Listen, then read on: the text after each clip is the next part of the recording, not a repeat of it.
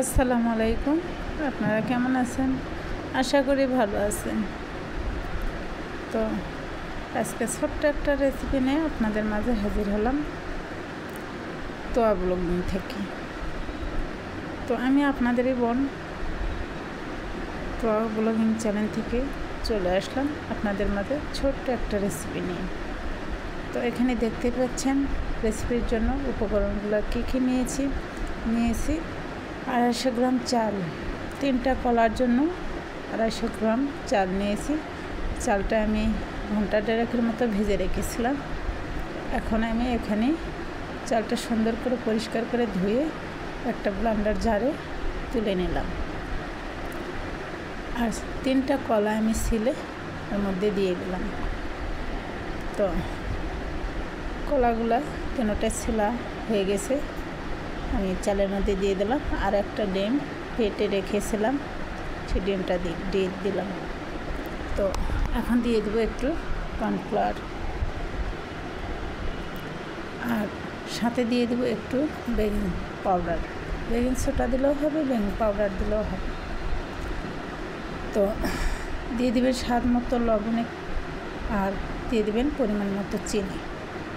যে যেমন মিষ্টি খান তেমন দেবেন। আর দেখতেই পাচ্ছেন আমি কিন্তু এই ব্যাটারগুলো, চাল এবং কলার যে ব্যাটারটা, এটা কিন্তু আমি পুরোপুরি একদম মিহি করিনি। চালের একটু কিন্তু দানা দানা আসছে, চালের ভিতরে কিন্তু একটু দানা দানা আসছে, পুরোপুরি মিহি করিনি। চাইলে আপনারা মিহিও করতে পারেন, সমস্যা নেই, মিহি করেও এটা করা যায়। কিন্তু আমি একটু দানা দানা রাখবো, খেতে ভালো লাগবে। যখন চালটা সিদ্ধ হয়ে যাবে ভাপে করব এটা। তো এটা হচ্ছে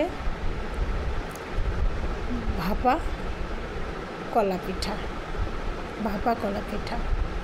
তো এই ভাপা কলা পিঠাটা যে এত মজাদার হয়,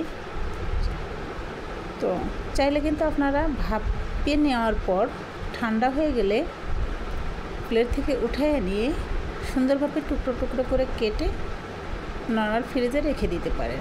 যখন মন চাইলো আপনারা একটু তেলের মধ্যে ভেজে খেয়ে নিতে পারেন, কোনো সমস্যা নেই। তো এটার নাম হচ্ছে ভাপা কলা পিঠা।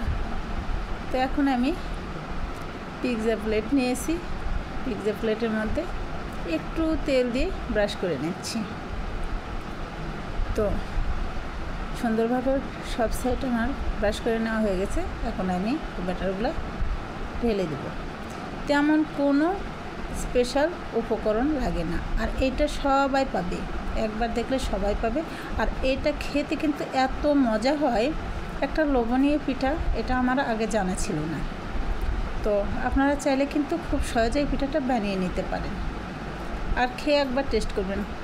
কিন্তু একটা জিনিস কি, ভাপিয়ে নেওয়ার পর একটু কালো কালো দেখা যাবে কলার জন্য। তো সেটাতে কোনো সমস্যা নেই, দেখতে হয়তো একটু খারাপ লাগবে, কিন্তু খেতে দারুণ স্বাদ।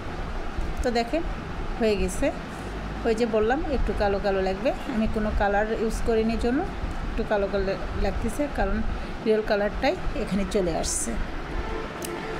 তো হয়ে গেছে পিঠাটা। আমি কিন্তু চুলার মধ্যে এই পিঠাটা করছি। তো চুলার উপরে একটা কড়াই বসিয়ে দিয়ে কিছু পানি দিয়ে তার মধ্যে স্ট্যান্ড বসিয়ে দিয়ে, তো তার মধ্যে আমি স্ট্যান্ডের উপর এই প্লেটটা রেখে দিয়েছিলাম। তো ভাপিয়ে নিয়েছি আধা ঘন্টার মতো। তো এখন আমি চাকুর সাহায্যে সুন্দরভাবে কেটে নেব।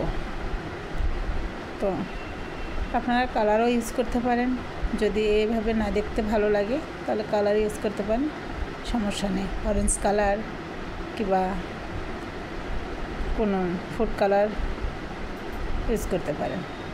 এটা কিন্তু খুব একটা স্বাদের পিঠা। আর দেখেন প্লেট থেকে কিন্তু খুব সহজে উঠে যাচ্ছে, প্লেটের মধ্যে কোনো প্রকার লাগেনি, খুব সহজে উঠে যাচ্ছে। এত মজাদার এই পিঠাটা আমি বুঝতে পারি না আগে। তো কত কলা বাসায় নষ্ট হয়, তাই না? খাওয়ার শেষে দেখবেন যেগুলো খেতে খেতে দেরি হয়ে যায় সেগুলো কিন্তু কালো হয়ে যায় উপরে, বাচ্চারা খেতে চায় না, নিজেকেও খেতে মন চায় না। তো আপনারা চাইলে এইভাবে এই পিঠাটা বানিয়ে নিতে পারেন, কলা ভাপা পিঠা। খেতে কিন্তু দারুণ স্বাদ, দেখতে খারাপ হোক খেতে দারুণ স্বাদ। একবার যদি একটা মুখে দেন তো অনায়াসে আর 10টা পিস খেয়ে নেবেন চোখ বন্ধ করে। তো যদি হাতের কাছে না থাকে তাহলে কিন্তু আবার চেয়ে খাওয়ার চেষ্টা করবেন, এত মজা।